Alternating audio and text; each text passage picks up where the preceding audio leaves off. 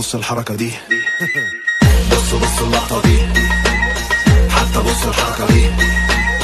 بص اللقطة دي. زي ما اتفقت ما بضيعش وقت الجد جد، الكلمة مني عهد.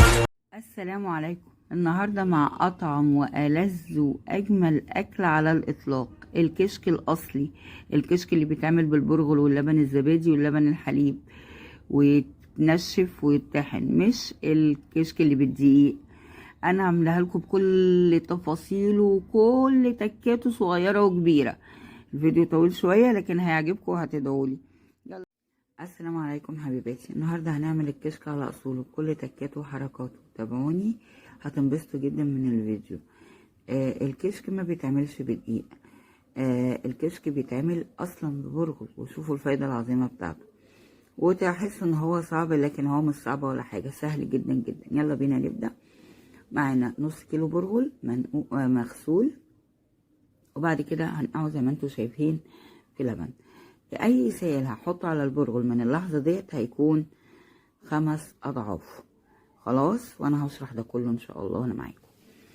يعني نص كيلو هيتحط عليه 2 كيلو ونص لبن وزبادي. حطينا دلوقتي نص لبن وهيبقى فيه الباقي زبادي، حوالي نص لبن، وبقيه الكميه هتتحط زبادي على يومين.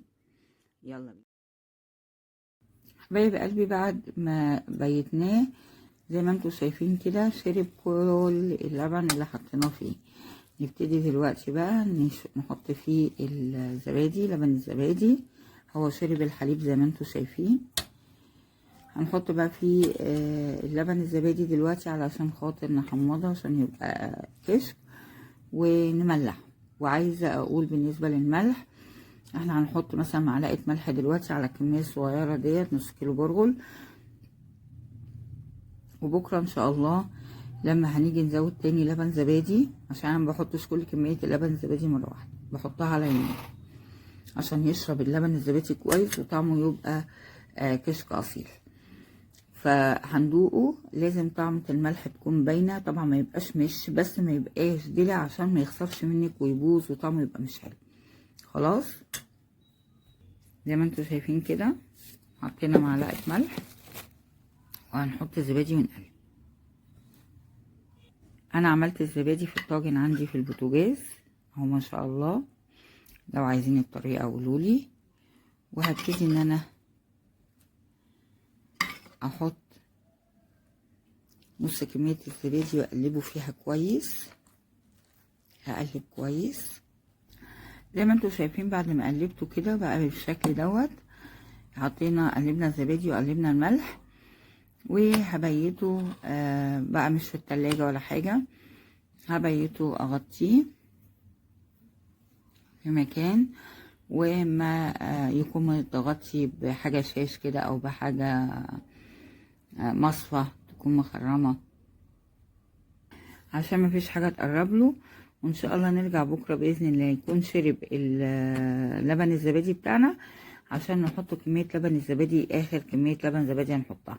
وزي ما اتفقنا كل كيلو برغل بيتحط له كيلو لبن حليب اول يوم، وبعد كده بنحط على يومين 4 كيلو لبن زبادي.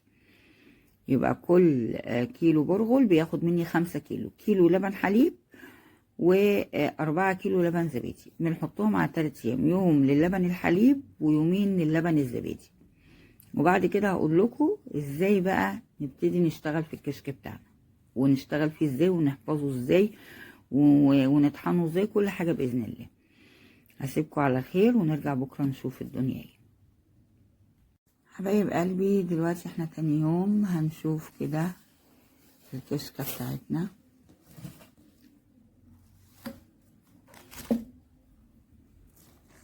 عايزين نشوف. شوفوا شرب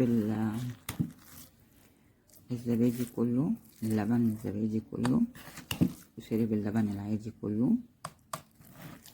ماشي، احنا دلوقتي طبعا هندوق عشان نشوف هنحط ملح تاني ولا لا. لازم طعم الملح يكون باين فيه.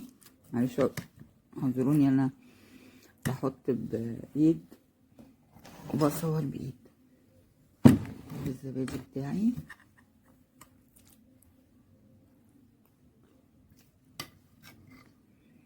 ابتدي احط بقيه الزبادي اللي هتتحط النهارده. وزي ما اتفقنا النهارده اخر يوم.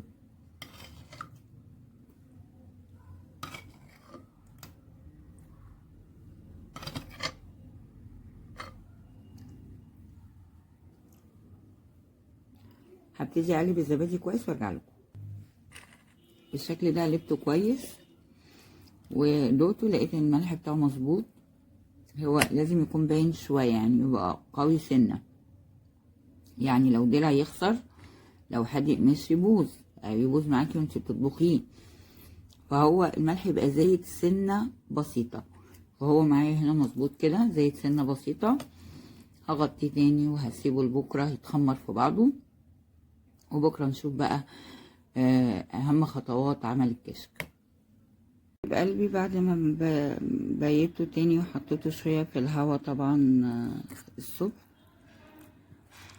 هو كده خلاص شرب. اللي يقدر يشربه.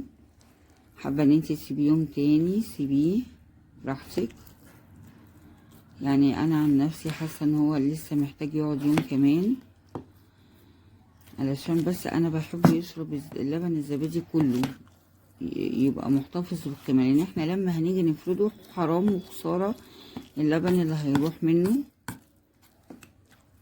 في الفرد. خلاص بس هو كده شرب، يعني ريحته بقى فظيعه، طعمه بقى مش عايزه اقول لكم. شوفوا، لا الطبخ على نار ولا حاجه، بس كام يوم نقع دول مخليه طعمه ملهوش حل. في لبنان وسوريا والحته دي يحطوا عليه زيت زيتون وياكلوه هو اخضر كده قبل ما يتعمل كده بالعيش، ياكلوه كده او بالمعلقه. ف ان شاء الله باذن الله انا هبيته ليله تانية، وبعد كده نشوف اخر خطواته. حبايب قلبي كده اليوم الرابع على التوالي، عايزين نشوف كده الكشك اهو شرب الزبادي كله. يلا بينا بقى نشوف هنعمل فيه ايه تاني. جبنا صينية كبيرة فرشنا عليها مشمع. في ناس بتحط على المشمع فرشة يعني زي حتة بطانة كده لونها ابيض، فدي بتشرب الزبادي من الكشك. انا مش حابة ان الزبادي يتشرب من الكشك، انا حابة ان انا افرده وهو ينشف على طبيعته كله في بعضه، الزبادي في الكشك. خلاص حابين تحطوا على فوطة فوق المشمع اوكي، عايزين تحطوا على المشمع على طول براحتكم اوكي. انا جبت كيس من الكبار، بشتريه دايما عندي جديد، وفتحته زي ما انتم شايفين كده على بحجم الصينية، وهبتدي ادلق الكشك وافرده وياكم. جيب الكشك كده هوقف بس ادلقه وافرده وياكم. عايزه ادوق معاكم، هو اصلا المفروض بيتاخد كده برضو لو انتوا حابين في طبق وتحط عليه زيت زيتون تاكلوه بالعيش.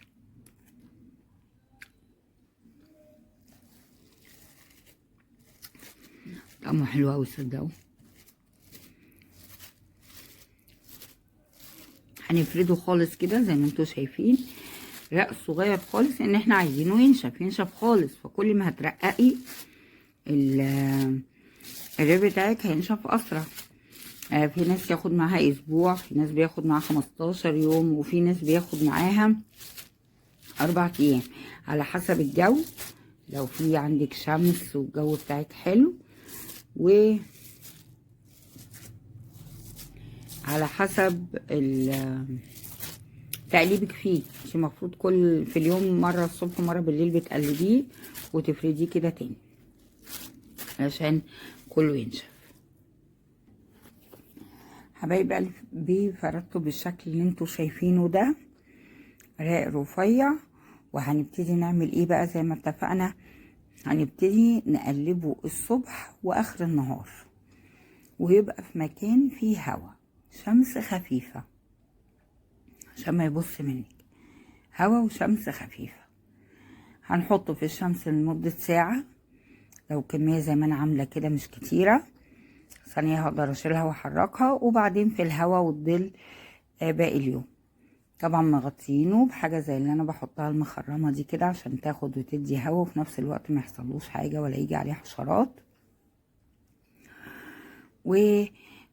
انا هقابلكم تاني ان شاء الله اللقطة الجاية بعد ما ينشف معايا بعد تقليبه ليل ونهار، واقول لكم خد معايا وقت قد ايه، مع العلم ان انا بعمل في امشير. انا استنيت لما موسم اللبن الحلو في طوبة وامشير يجي علشان اخد اللبن اعمله انا بنفسي واجهزه، وهو بيتعمل المفروض على شهر 8 أو 9 كده، بيبقى الجو بيحمصه على طول ما بياخدش وقت. فانا هقول لكم الوقت اللي خده مني دلوقتي، ولو كان في الصيف هياخد قد ايه. انتظروني اللقطه الجايه. حبايب قلبي زي ما انتم شايفين قلبتها، بس النهارده كان في صعوبه تقليب بالايد لاني عملتها بمعلقه، شلتها كلها بمعلقه، بدا ينشف شويه لسه طري، وبعد كده فردتها بايديا. كان صعب ان انا اصور طبعا منظر يعني، وبغطيها كده زي ما انتم شايفين، وبحطها بره في الشباك في الهواء زي ما انتم شايفين، بس بدخلها بالليل. طبعا في الصيف مش هتدخل بالليل، الجو بيحمص ليل ونهار، فده هيفرق معانا شوية في طول المدة بتاعة تنشيف. اشوفكم بعد ما يخلص. حبيت بس اقول لكم ان لازم تقلبوه الصبح وتقلبوه بالليل، وتاخدوا بالكم من التهوية الجيدة ليه. حبايب قلبي زي ما انتم شايفين كده، احنا كده بقالنا اسبوع 7 ايام، والجو زي ما انتم عارفين شهر 2 يعني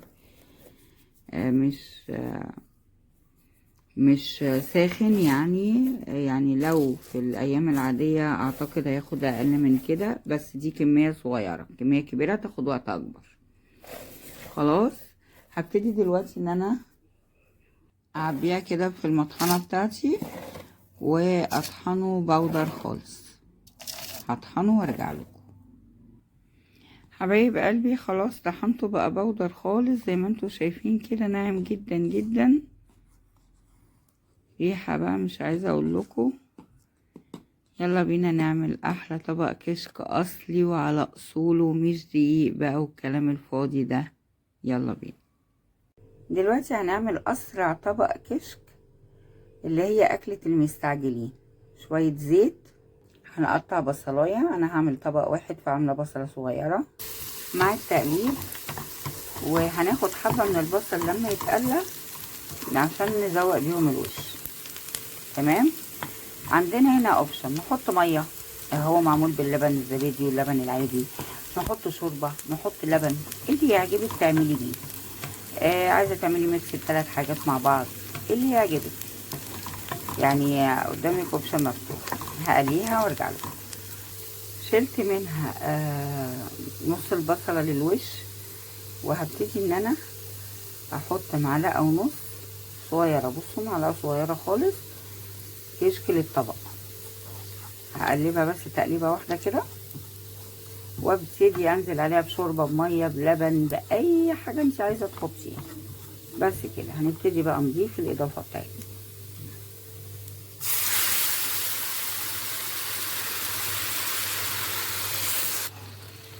واقلب.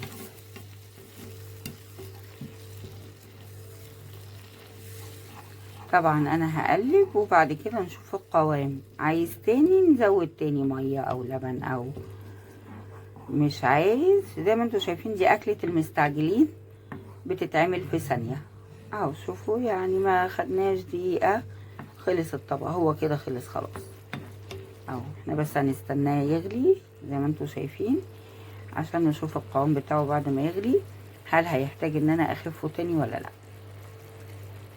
حبايب قلبي زي ما انتوا شايفين ده شكله نهائي، وهو مليان بصل زي ما انتوا شايفين، وهنحط كمان على وشه بصل.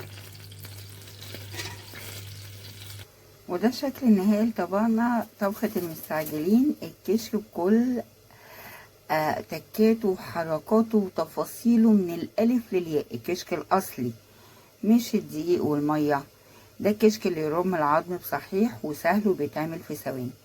وانتظروني في كل اقتصادي على قد الايد مع قناتكم على قد الايد، والذ الوصفات مع استاذ هاجر.